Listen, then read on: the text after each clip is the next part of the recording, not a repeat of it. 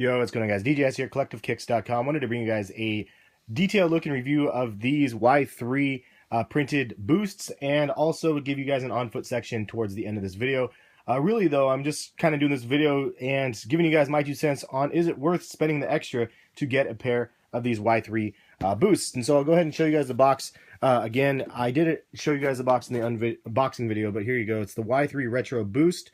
And I got a size 10 only because I did not have access to a size 9 or 9.5. The 9.5 was sold out. 10 was the closest I could get, and for the discounted price, I was like, you know what? I got them for $280, and retail is $350, I think. So I was like, you know what? I'm gonna go ahead and just get the half size up. So I don't think it's gonna be too big of a problem because the way that these fit your feet, they're very, very loose anyway. But you could see it looks a little bit pointier than the Pure Boost and a little bit longer for sure. But so really the question is, are these worth the extra price for whatever it's worth? And I gotta say, I'm not sure. I'm gonna pull out another pair real quick while I'm looking at that, because I also have these which have leather on them. These are the year of the Chinese New Year one, and so these have leather for the Pure Boosts. And so we have leather on kind of a premium pair with different laces, and these ones were $10 more at $130. These ones are $120.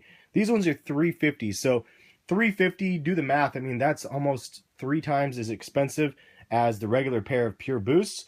And is it worth paying the extra for the price is really the question. I'm not really sure, because really for what you're getting, if you're looking at it from a materials perspective, then no, absolutely it's not.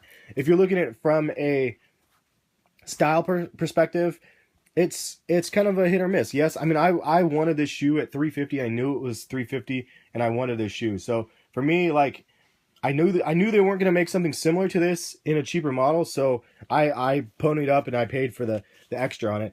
But really, what I wanted to show you guys, if you're looking for technology or anything like that, it's exactly the same. It just has the Y-3 branding instead of the Adidas on the bottom. Exactly the same traction, exactly the same midsole as on the Pure Boosts. They're literally exactly the same from the bottom. This part right here, this material is a little bit softer, it feels like, than this, but it's still kind of the neoprene like ish bottom. And here, maybe I'll show you like this. Still the same kind of material. Just this one obviously has a print, and then you can see right here it's done a little bit differently because it's done like a full sock liner. But as I pull out the Pure Boost 2s, I mean, that's not like, I mean, that's just a different cut, and it makes it so it's kind of a little bit more seamless, versus the Pure Boost 1 has that press or that's material right here, whatever the heck this is called, to make it so it like cuts it out for the tongue. This one doesn't have that. It's kind of more like the sock liner approach or whatever.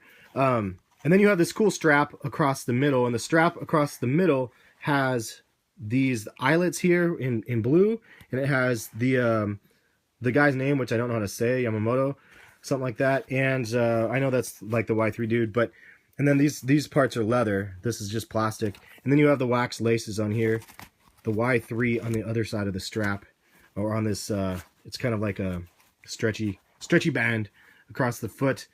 And then you have the 3 stripes on the back, which is kind of nice. Looks cool. And then you have this kind of stingray leather right here, but it's actually kind of tough. It's not like soft and buttery or anything like that. It's like it feels like braille, honestly. It's definitely textured.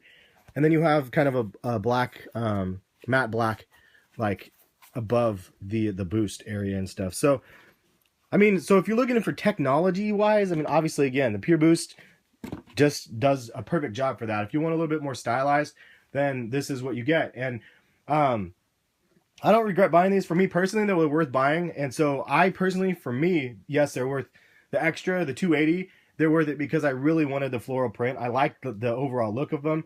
And it was just one of those things that I really, really wanted. For an average consumer, it's probably not worth the extra just to pay for the branding, unless you really, really care about the Y-3 branding and the premium stuff. And this is kind of one of those subjects that probably can transcend into the Yeezy line, because the Yeezy has some Yeezy boosts that we saw, and the boost technology is the same across. So if you're looking for comfort, you could go the Pure Boost route and be just fine.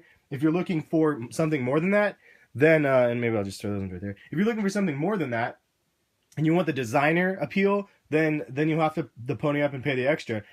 For me, again, it was worth it because I like the pattern. If you guys like the Yeezy patterns when they come out, there's definitely an option for you guys. But what do you guys think? Leave a comment, let me know. A lot of people say like $200 or $350 is just way too much money. I have a feeling the Yeezy Boost will, like the low top ones. Obviously, the high top suede ones were $350. I have a feeling that the low top ones, I can't imagine them being anything less than $250. They'll probably be $300 as well, I'm assuming, just because of the naming on them with Yeezy. I mean, Yeezy's basically the same thing as like the Y-3. They might as well just call it Y-4. I mean, I don't really get it. Like, it's just Kanye's version of whatever. But I'll put the on foot section right here for you guys that want to see what they look like on feet, and the joggers as well will be listed in the description if you guys want to buy either the shoes or the joggers. Just check the links in the description. But I think the shoes look really dope. I know I don't sound overly enthusiastic, but the price point was so expensive. I don't know, it's just kind of crazy, and they're definitely loud and definitely out there. But it's definitely a dope looking shoe.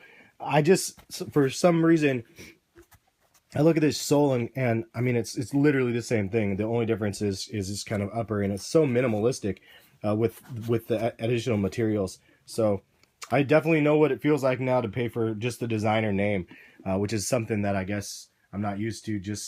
I guess I'm used to paying for the Jordan brand name, not a designer name, and it's kind of the same ballpark if you think about it. But usually the designer side of things, you get higher end materials. So I don't know, it is what it is. I like the shoes. I'm happy with the purchase, and I wouldn't regret it. And I mean, they're for me to be able to rock whenever I want, so I'm kind of happy about that. But hopefully you guys like this video. If you do, please give it a thumbs up. Hopefully it was informative for you guys a little bit. If you guys are curious and wanted to see these in person, and leave some comments. Let me know what you guys think. We'll catch you guys for some more videos later. Peace, guys.